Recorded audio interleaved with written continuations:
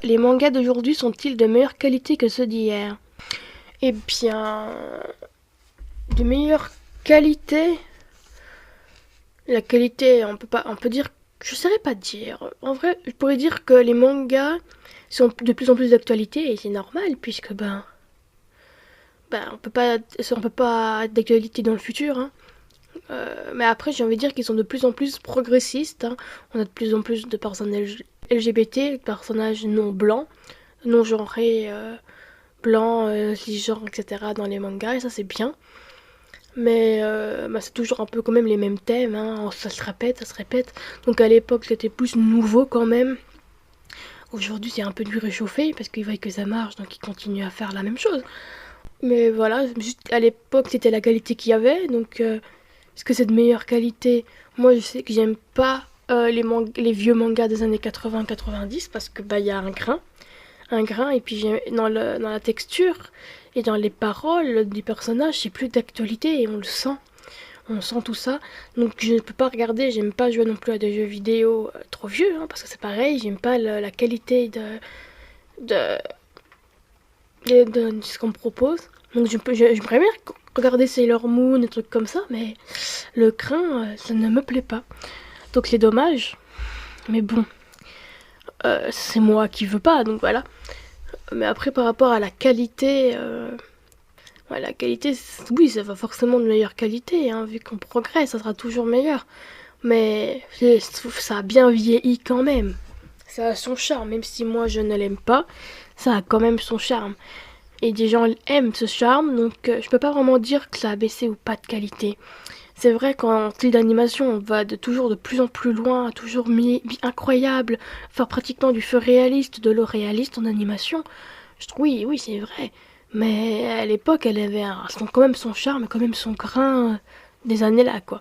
Donc ça dépend des goûts et des couleurs.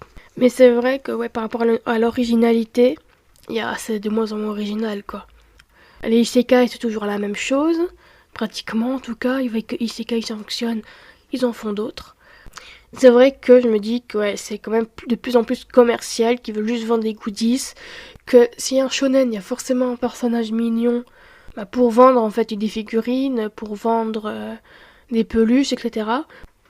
Je me demande si mon avis intéresse vraiment quelqu'un dans le monde. Est-ce que je devrais publier ça? Faire un compte spécial podcast? Je pense que ça marcherait pas. Mais si ça pouvait marcher, ça serait cool. En vrai. Je me dis, j'aurais dû enregistrer mon écran, ça aurait été pas mal d'avoir ça en fond. En fond, si jamais un jour je le publie. Mais c'est pas grave. En tout cas, par rapport aux animes, ouais, voilà, par rapport à la qualité de l'animation, oui, c'est de plus en plus réaliste, mais est-ce qu'on peut dire que c'est forcément de meilleure qualité? Est-ce que la qualité, c'est vraiment le côté réaliste? Je ne saurais dire. Pour moi, la qualité de quelque chose, la qualité. Ce qui fait une bonne œuvre, c'est si on ressent des choses derrière, quoi. Il faut que ça soit drôle, triste, que ça nous mette en colère, des trucs comme ça, des trucs comme ça. La qualité d'une œuvre, c'est bien de parler de la qualité, ouais, c'est bien, mais c'est pas le plus important pour moi dans une œuvre, dans les mangas aussi, c'est ça qui est bien. C'est que les mangas sont aussi des œuvres. Et que dans plusieurs, on rit quoi. On rit, on pleure de tristesse, on peut même pleurer de colère, hein, du coup, hein, de dégoût.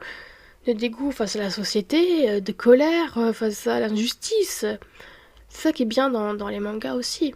Donc, c'est pour ça que les mangas, c'est bien, et c'est pour ça qu'il y en a de tout âge, parce que heureusement, il y a pour les enfants, il y a pour les adultes, parce que il faut que tout le monde connaisse ces merveilles, quoi.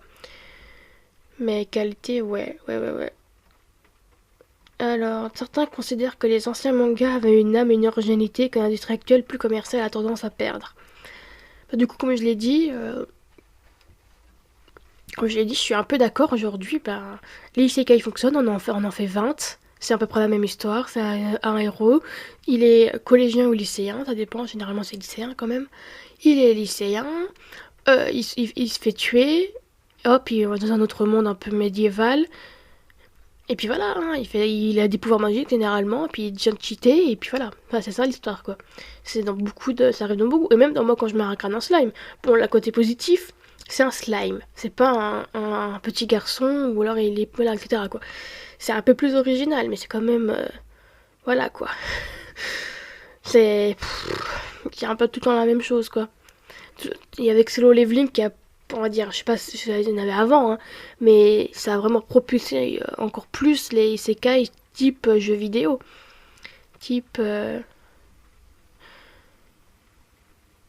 type avec l'interface où il y a les levels, il faut qu'ils soient le plus fort possible, avec les donjons, les chasseurs, etc. Ça a vraiment... Après Solo Leveling, j'en ai vu plein des mangas comme ça. Et c'est dommage, ils voient que ça fonctionne, donc ils en font, mais du coup, maintenant, c'est toujours la même chose, quoi.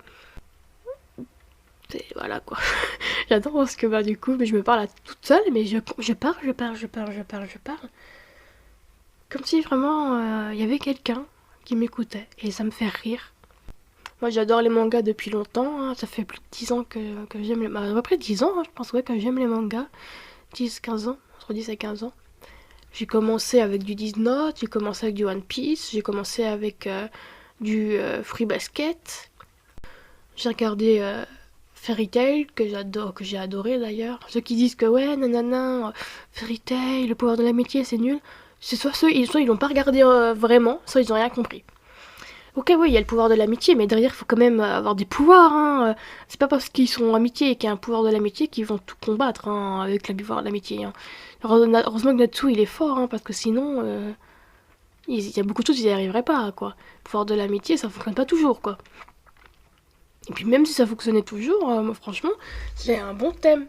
Pourquoi est-ce que l'amitié, ça serait un mauvais thème? Pourquoi est-ce que ça décrédibiliserait euh, le pouvoir du mental? Pourtant, ils le disent dans vos shonen One Piece et Fairy Tail, et les autres là, Naruto, etc., que le mental c'est important. Je sais pas que la force brute, il faut aussi avoir le mental. Bah, c'est pareil. Avec le pouvoir de l'amitié, ben voilà. Mais je pars vraiment du sujet de base qui était les mangas d'aujourd'hui sont-ils de meilleure qualité que ceux d'hier? Je sais pas combien de temps je voulais faire ce podcast. Mais voilà. Peut-être que je le mettrai sur Boucanière, ça serait marrant.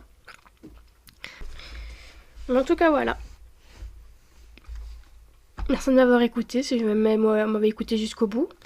Et peut-être que je referai ça, parce que c'est vraiment pas mal, j'aime bien. A plus!